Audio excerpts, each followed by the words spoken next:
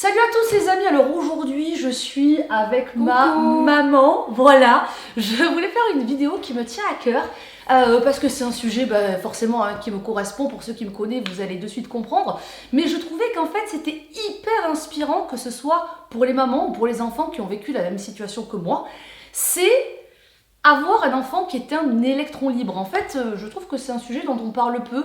Électron libre, ça peut vite faire paumer, en fait, personne qui a retrouvé sa place. Alors que moi, je le vois pas comme ça. Je pense que vraiment, c'est un trait de personnalité. Et c'est pas forcément facile, en fait, d'être un électron libre dans cette société. Il y a des super côtés. Moi, vraiment, je suis un heureux électron libre.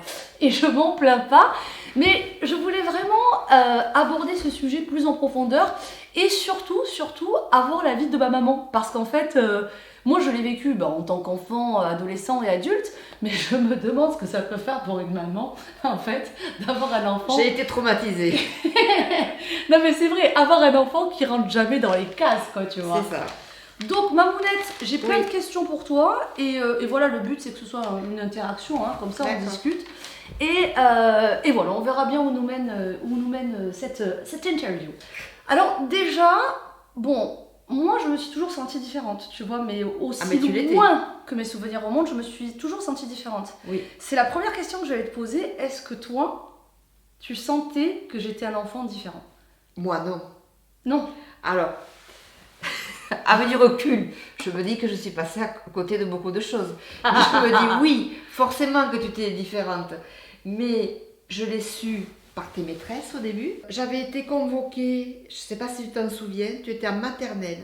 Et quand je l'ai vue, je dis, je suis la maman d'Aurélie et d'Anaïs. Ah, Aurélie la sauvageonne. Elle n'était pas dans ma classe, mais on se rappelle, toutes les maîtresses se rappellent de toi. Ah ouais. Aurélie la sauvageonne. Et je lui ai dit, mais pourquoi on l'appelait comme ça? Ah ben c'était simple. Dans la cour, je ne sais pas pourquoi dans la cour, quand on faisait un jeu collectif, elle partait de l'autre côté. C'est pas vrai. Eh oui. Oh, la pauvrette. Et c'est vrai que moi, cet esprit de groupe ne m'a jamais parlé, tu vois. Ouais. Et je suis pas étonnée qu'on m'appelle la sauvageuse. Je le découvre aujourd'hui. Mais c'est vrai que j'ai vraiment ce souvenir de quand j'entendais la maîtresse frapper des mains, j'essayais de me barrer discrètement pour justement esquiver ces jeux de groupe que franchement, je trouvais ça con. Eh oui. Je trouvais ça con, je m'en rappelle. Hein. Mais même plus tard, quand tu étais en primaire, parce que vous n'aviez pas les mêmes horaires de cours pour le primaire et la maternelle. Ouais, je me rappelle, ça avait changé. Hein. Et... ça m'avait bousculé, moi, ça. Et oui, parce que toi, tu comprenais pas qu'il fallait rester assise. Et chaque fois que tu voyais la maternelle aller en cours de récréation, toi, tu te levais et tu te mettais au carreau. Et on te disait, mais pourquoi tu fais ça? Eh bien parce que tout naturellement, je veux voir ma sœur. Et elle me disait, la maîtresse, et pour elle c'était naturel. Elle se levait alors que tout le monde était accaparé par leur travail. Non, toi tu te levais, tu voulais voir ta sœur. Et je crois que ça, c'est un fil conducteur dans toute ma vie. Et ça peut être un problème, et puis c'est aussi une qualité, parce que j'ai développé, moi je trouve, une qualité par rapport à ça. J'ai le défaut qui va avec, c'est que c'est vrai que j'ai un peu mon propre système de valeurs. Tu vois, j'ai eu le temps d'analyser pourquoi je suis électron libre, etc. Et donc, j'obéis, mais depuis petite, à des règles que je me suis fixées dans mon système de valeurs. Soit ça correspond aux règles, et tant mieux, soit ça ne correspond pas. Mais c'est vraiment ça, être électron libre, et c'est ça que j'ai eu du mal à faire comprendre. Souvent, ça ne correspond pas. Alors, souvent, ça ne correspond pas. Mais en fait, je me rends compte que les électrons libres, c'est plus fort que nous. On ne peut pas adapter notre système de valeurs, qui est pour moi la chose la plus chère que j'ai au monde, au système de valeurs qui est attendu par la société, tu vois. Et donc ça crée un décalage, mais dès petite, tu vois, dès petite, je me suis permis de me lever alors que c'était pas le moment, tu vois. Parce que, comme tu dis, c'était plus important pour moi de voir ma sœur. Et tout au long de ma vie, ça m'a suivi depuis, finalement, comme tu dis, le jour où je me suis levée pour aller voir ma sœur, et j'étais en CP. Aujourd'hui encore, je raisonne comme ça. Et on en parlera plus tard dans l'interview, mais je me suis fait virer à plusieurs reprises de plusieurs endroits. Ça ne m'a jamais calmée. Ça ne m'a jamais calmée. Il n'y a rien qui m'a servi de leçon. Et non, parce que ton naturel revenait. Et oui. Et ça, c'est important, je voudrais le dire en fait à toutes les mamans qui ont des enfants électrons libres, c'est que vraiment, des fois, on n'essaye pas de se faire remarquer et on n'essaye pas, comme vous le pensez, d'être idiotement rebelle en fait, c'est que c'est nous. Et qu'on ne peut pas, au bout d'un moment, aller contre son intégrité. Et oui, on va avoir des problèmes dans la vie, mais on aura aussi... je pense qu'aussi, on aura la chance de vivre des aventures incroyables grâce à cet esprit un petit peu, on dit en anglais out of the box, c'est-à-dire que je pense un peu hors du cadre. Oui. Et ça m'a permis de vivre des super aventures. Donc il y aura les deux. Donc je suis désolée pour vous, chère maman d'enfants électrons libres. Il risque d'avoir quelques petits pépins dans sa scolarité. Et ensuite est arrivé le collège, avec des professeurs que je connaissais pas, qui me voyaient que quelques heures par semaine, et qui étaient beaucoup moins attachés à moi. Après beaucoup de problèmes au collège, oui. Ouais, oui. C'était quoi par exemple? C'était des calls, c'était... tu te rappelles quand tu étais en études avec ces pions qui te collaient sans arrêt? Je sais pas, mais tu avais les images d'Hélène qu'il fallait pas que tu aies sur toi, tu faisais du bruit, tu jouais à l'inspecteur dans les classes, ça t'a valu ça plusieurs heures de colle. Ah, je m'étais éclatée. Ouais.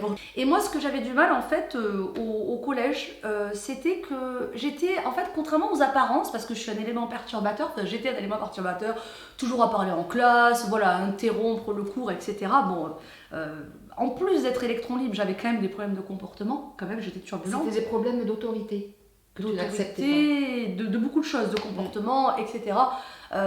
Mais là où ça a été difficile pour moi, c'était que je me donnais à fond, moi, dans l'école, parce que j'adorais ça, et c'était important pour moi d'avoir des bonnes notes.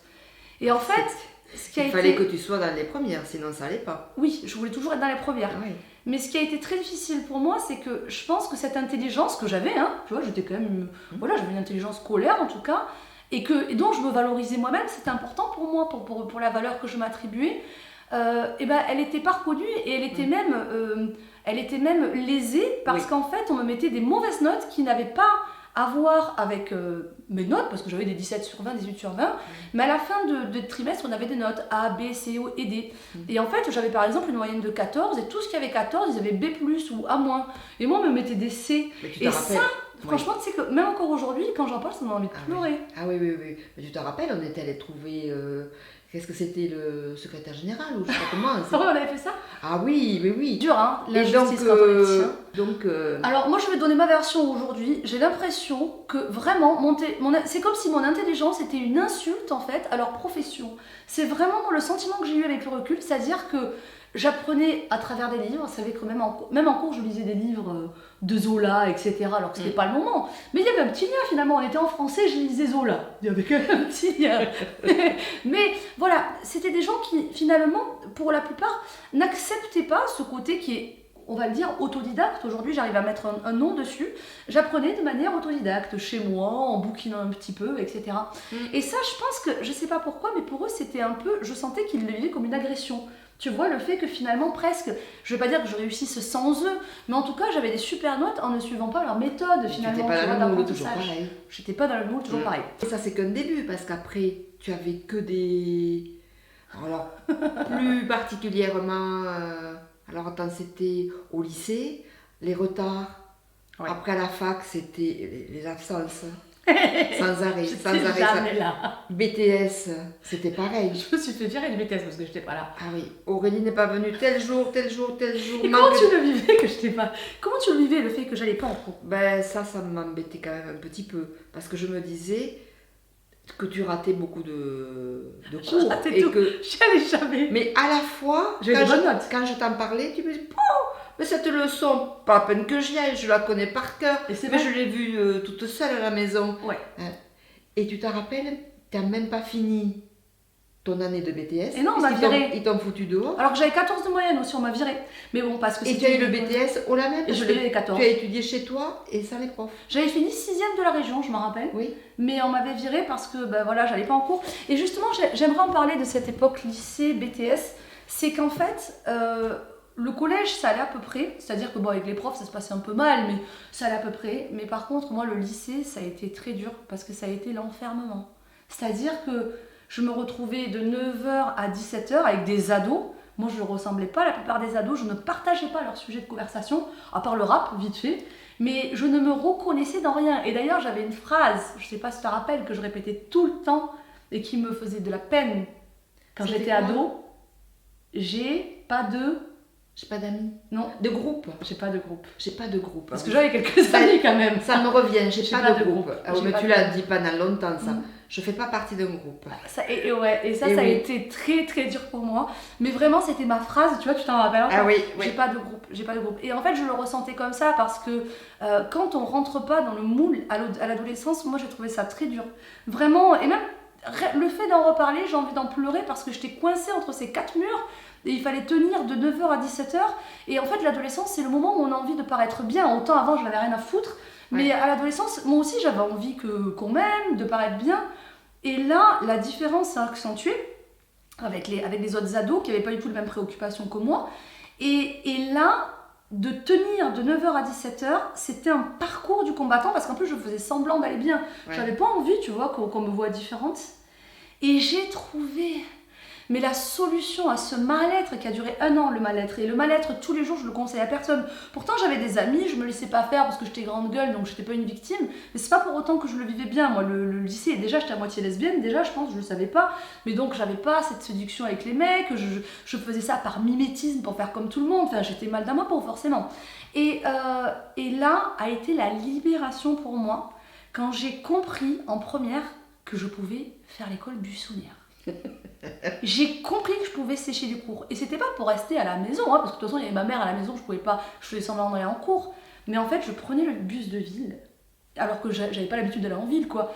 Et je me baladais dans toute la ville à pied toute la journée. Et je rencontrais plein de monde dans les cafés. Je rencontrais des smicards, je rencontrais des gens qui étaient au Ricard à 9h du matin. Je rencontrais aussi des patrons d'entreprise qui allaient prendre un train. Et je parlais avec tout le monde. Et quand j'ai découvert qu'une vie existait en dehors de ces putains de murs là, ces 4 murs du lycée, je me suis dit mais c'est ça que je veux faire de ma vie, c'est pas aller en cours. Donc je bossais comme ça sur un coin de table les cours où j'aurais dû aller et je rencontrais des gens. Et Toulouse devenant trop petit pour mon appétit de découverte, je me suis dit mais pourquoi je prendrais pas le train? Mais j'avais pas d'argent. Mais je me suis dit pourquoi je payerais le train? Oui, bien sûr. Et du coup, c'est là que j'ai commencé à partir de la première à sillonner, alors pas toute la France, mais le sud de la France, Montpellier, Narbonne, Carcassonne. Et je m'arrêtais quand le contrôleur me trouvait dans le train. Et je me disais, est-ce que vous avez... où est le billet? Mais je l'ai pas. Et donnez-moi de l'argent, mais je n'ai pas. Et descendez du train. Et je me disais, là est ma destination. Alors ma mère, elle croyait que j'étais en train de faire 2 plus 2, 4, enfin les équations. J'étais en bac scientifique en plus, donc j'avais pris une voie un peu difficile. Elle me croyait en train de faire des équations et moi j'étais juste en train de kiffer ma life là où le contrôleur m'avait dit de m'arrêter. J'avais déjà cette notion du destin, je me disais quand je me fais arrêter, je me fais arrêter, c'est le moment de descendre quoi.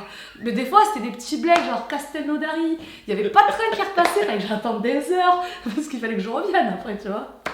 Et à l'heure Et oui, parce que j'étais censée être allée en cours. Donc à 18h, alors je te faisais croire que j'étais avec des amis alors que j'étais toute seule.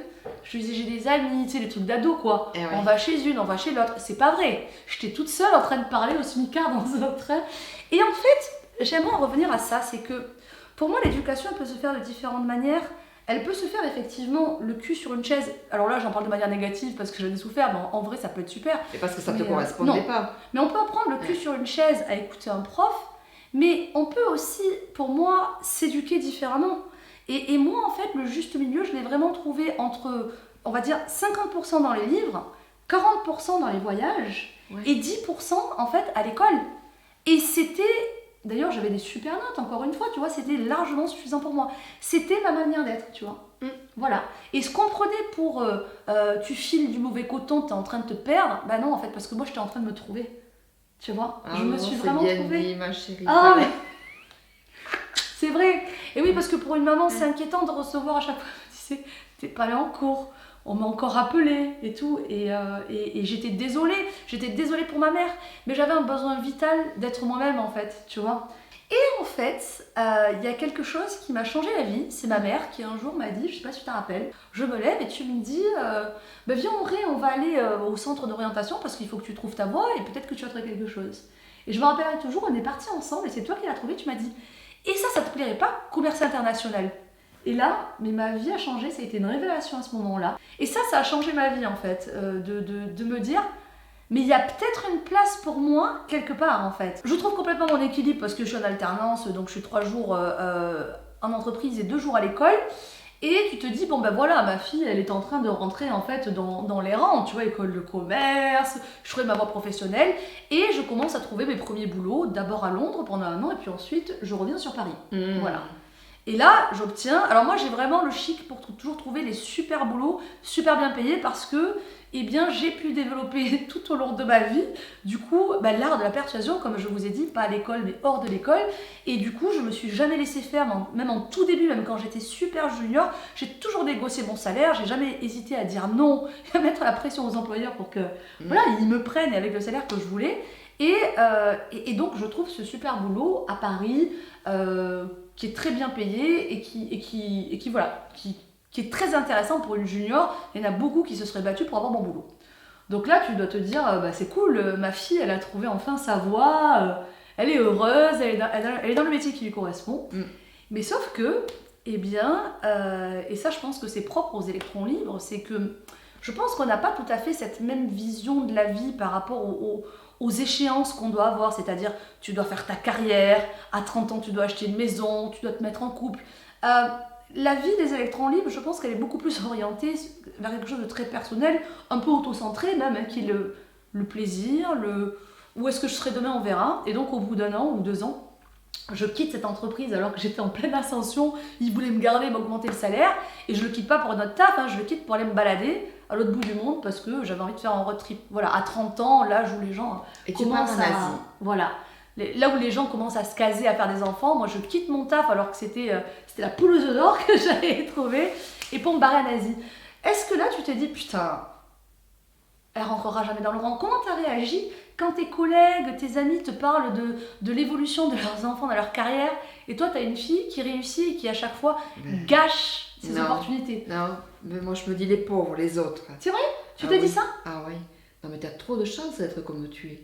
Oh maman, c'est vrai, tu penses à ça? Ah oui, ouais, j'en suis fière. Oh, ma chérie. Non, mais c'est ce que tu t'es pensé quand j'ai quitté mon boulot à Paris? Alors, au début, je disais, oh là là, cette gosse, toute seule, sac à dos, qui va chez l'habitant en plus, sur qui elle va tomber. Et donc, je me suis dit, bon, hormis le fait que j'avais un petit peu peur sur l'insécurité, tout ça, mais je te sentais tellement bien, et puis tu as acquis tellement de sagesse. Avec les années, ça finit par rentrer. Et puis par les pays, par l'Asie, je trouve aussi. Ah oui, ça m'a beaucoup appris. Ça t'a beaucoup appris. Encore une fois, ça m'a éduquée. Bien plus que n'importe quel travail. Voilà, les voyages. Les voyages, le contact avec les gens. Oui. Tu vois.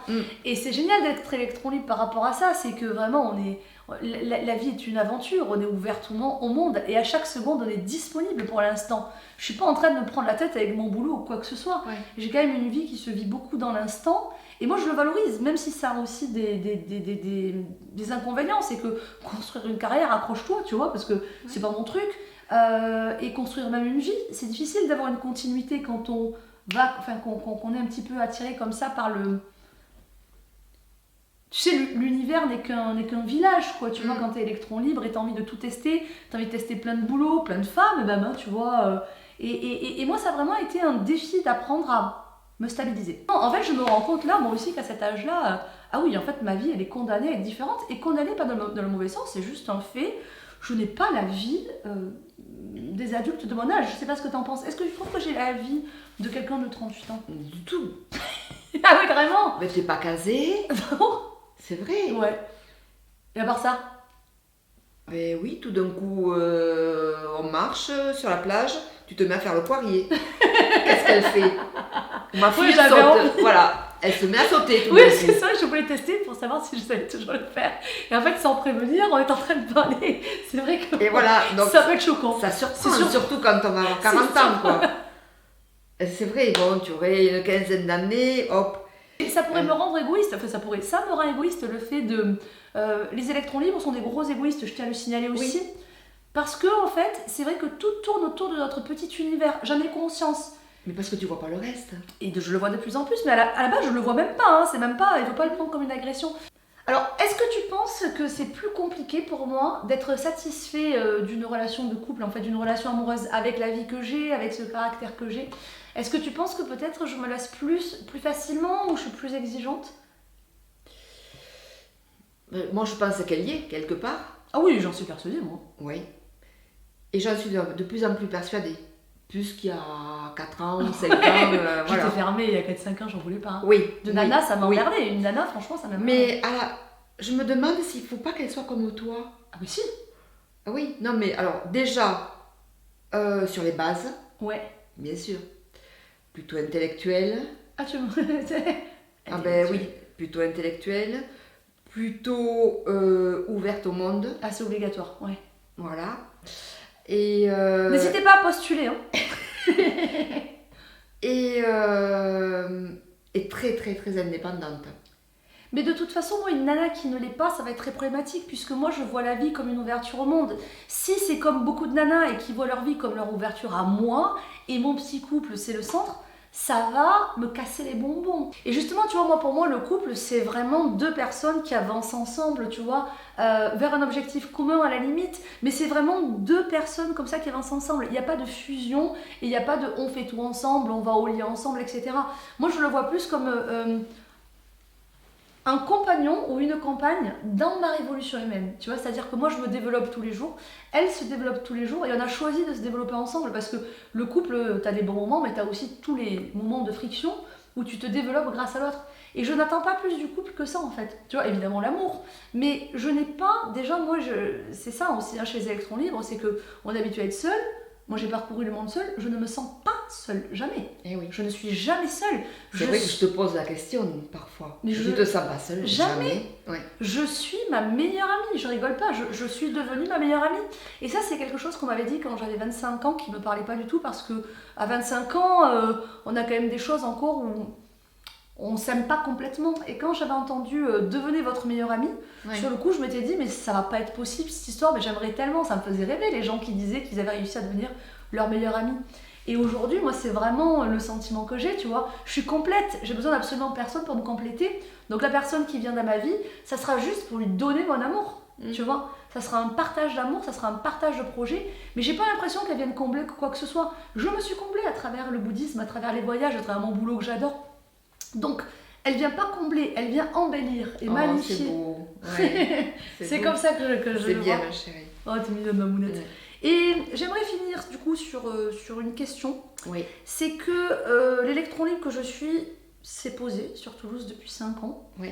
J'ai trouvé un travail qui me plaît profondément depuis 3 ans, c'est-à-dire que eh bien, je peux exercer à fond ma qualité d'électron libre parce que je dois voyager dans le monde entier pour trouver des clients.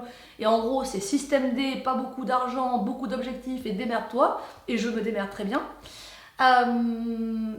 Et aujourd'hui, je m'apprête en fait à prendre voilà, la direction commerciale de cette boîte. Et à la base, pour moi, les responsabilités, ça m'intéressait pas trop parce que c'est de l'engagement, c'est des emmerdes. Et je suis pas née pour en chier, en gros. Hein. Le concept est très simple. Aujourd'hui, j'ai décidé de prendre cette responsabilité en parallèle de mon activité de consulting. Comment tu le vis, toi, maintenant pour moi, ça? Parce que tu vois, ça pourrait paraître contraire à ma personnalité. Non, mais pour moi, c'est un aboutissement. Ouais. J'étais persuadée. Ah ouais? Ouais, j'étais persuadée que tu allais te poser et prendre des responsabilités encore plus hautes que ce que tu avais. Ah ouais? Eh bien oui, parce que les gens t'aiment.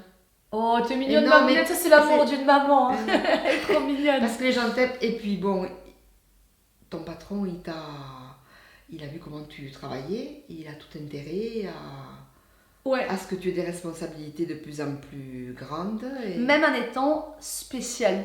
Oui. Mm. Oui.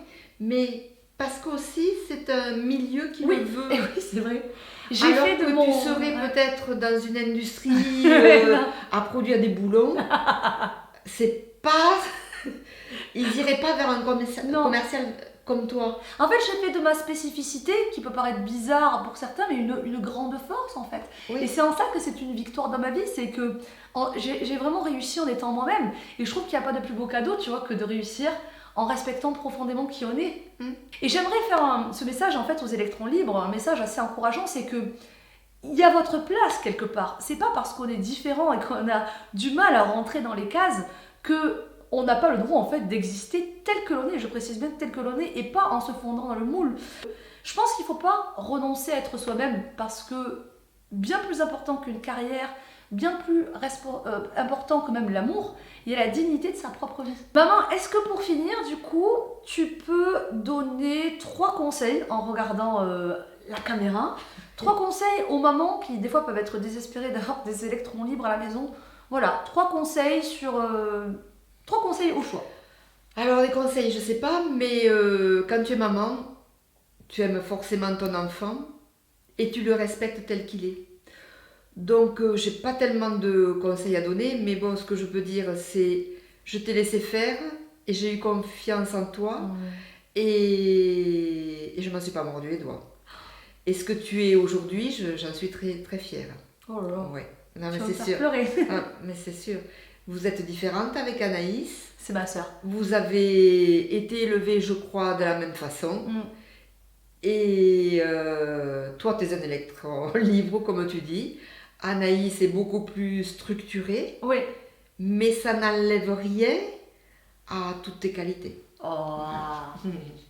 Elle est adorable, ma mamounette. Et je finirai par une petite citation bouddhiste qui me parle beaucoup, en fait, et qui résume bien en fait mon parcours. C'est que toutes les fois où, évidemment, hein, vous vous en doutez, je pense, mais chaque fois que j'ai voulu tout quitter pour recommencer à zéro, il y a quand même énormément de personnes, et c'est normal, inquiètes ou qui me voulaient du bien, qui ont essayé de me dissuader en fait de poursuivre mes rêves.